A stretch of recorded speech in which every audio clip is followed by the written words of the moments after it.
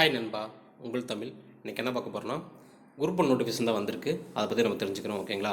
ஏன்னா டிஎன்பிஎஸ்சி சொன்ன மாதிரி ஏப்ரல் மாதம் 1 நாங்கள் நோட்டிஃபிகேஷன் விட்றோம்னு சொன்னாங்க. குரூப் 1 அது மாதிரி குரூப் 1 நோட்டிஃபிகேஷன் வந்தாச்சு. இனிமேல் டிஎன்பிஎஸ்சி வந்து வேகமாக செயல்படுது. நமக்கு வந்து கொஞ்சம் டென்ஷனாக இருக்கும். என்னடா எல்லாமே வரப்போகுதுன்ட்டு கொஞ்சம் பயமாக இருக்கும். இருந்தாலும் நம்ம நோட்டிஃபிகேஷன் வந்திருக்கு என்னென்னு தெளிவாக தெரிஞ்சுக்கலாம். இன்றைக்கி டேட் பாருங்கள், 1/4/2025. ஓகேங்களா? அந்த டேட்டில் நோட்டிஃபிகேஷன் நம்பர் விட்டாச்சு. என்னென்ன வேகன்சி எவ்வளோ வேகன்சின்னு பார்த்துடலாம். ஓகேங்களா? இதெல்லாம் உங்களுக்கு ஏற்கனவே தெரிஞ்சது தான். எப்போனா எக்ஸாம் அப்ளை பண்ணுற டேட் வந்து இன்னையிலேருந்து 30ஆம் தேதி வரைக்கும். ஓகேங்களா? 30ஆம் தேதி வரைக்கும் அப்ளை பண்ணிக்கலாம். 30 இந்த மாதம் லாஸ்ட் வரைக்கும் அப்ளை பண்ணிக்கலாம். அதுக்கப்புறம் கரெக்ஷன் பண்ணுறது வந்து 5/5/2025, 7/5/2025 இந்த 2 நாள் கரெக்ஷன் நம்ம பார்த்துக்கலாம். அதுக்கப்புறம் எக்ஸாம் டேட் வந்து சொல்லிட்டாங்க. அப்போ ஏற்கனவே சொன்னதான் ஜூன் 5ஆம் தேதி டேட்டு. இது மெயின்ஸ் டேட் வந்து ப்ரிலிம்ஸ் ரிசல்ட் வந்த பிறகு மெயின்ஸ் டேட் சொல்லுவாங்க. அதெல்லாம் தெரிஞ்சு வச்சுருந்தா டேட்டு பார்த்துக்கோங்க, ரொம்ப முக்கியம்.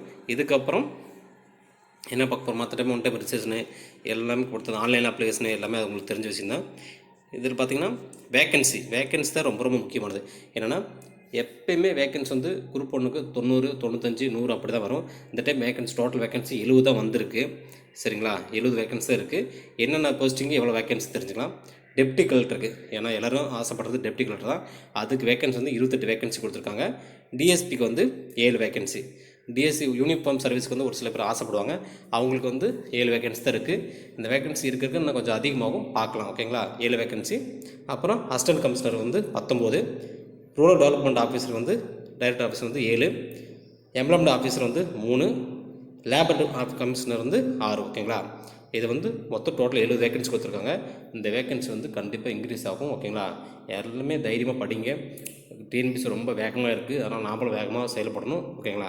இதுக்கப்புறம் பார்த்திங்கன்னா இது லெவல் வந்து 22 பே. ஓகேங்களா? பே லெவல் வந்து 22, அது தெரிஞ்சுக்கோங்க எல்லோரும். அதுக்கப்புறம் பார்த்திங்கன்னா ஏஜ் லிமிட். ஓகேங்களா? இந்தந்த டிபார்ட்மெண்ட்டுக்கு இவ்வளோ ஏஜ் லிமிட் இருக்குது பார்த்துங்க. அதை நல்லா தெளிவாக தெரிஞ்சுக்கணும். எல்லாருக்கும் பிடிஎஃப் வந்து நீங்கள் உங்கள் கையில் கிடச்சிருக்கும். அந்த பிடிஎஃப்பில் பார்த்துக்கோங்க, தெளிவாக பாருங்கள். ஓகேங்களா? என்னென்ன கம்யூனிட்டிக்கு எவ்வளோ ஏஜ் லிமிட்டட், எந்தெந்த போஸ்டிங் என்ன ஏஜ் லிமிட்டடுன்ட்டு தெரிஞ்சுக்கோங்க, ரொம்ப முக்கியம். டிஎன்பிஎஸ்சி சொன்ன மாதிரி வேகமாக செயல்பட்டு இருக்குது. நாமளும் வேகமாக படிக்கணும். ஓகேங்களா? எல்லோரும் நல்லா படிங்க. முக்கியமாக இந்த டைம் எல்லோரும் படித்து பாஸ் பண்ணணும், விட்டுறாதீங்க. ஓகேங்களா? இந்த வீடியோ பிடிச்சா லைக் பண்ணுங்கள், சப்ஸ்கிரைப் பண்ணுங்கள். பாய் நண்பா, உங்கள் தமிழ்.